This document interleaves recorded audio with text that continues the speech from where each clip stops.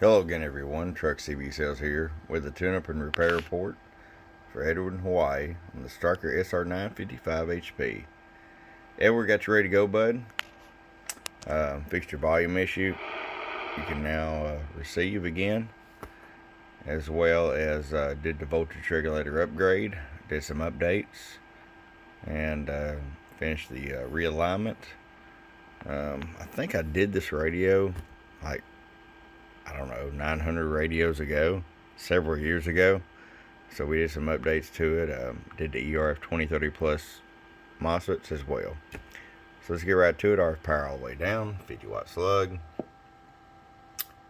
And we got set about 5 watts all the way down, 20 watts all the way up. Low. Well, let's turn the mic gain back up. Try that again. Low.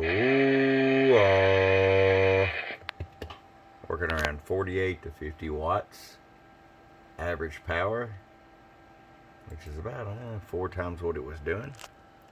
250 watt slug in PEP, low, and about 123 PEP. Edward, it's gonna be a whole different monster. It's on frequency, it's fixed, repaired, good to go. Hope you enjoy. From your friend Truck at www.truckscvsales.com. Bump bump.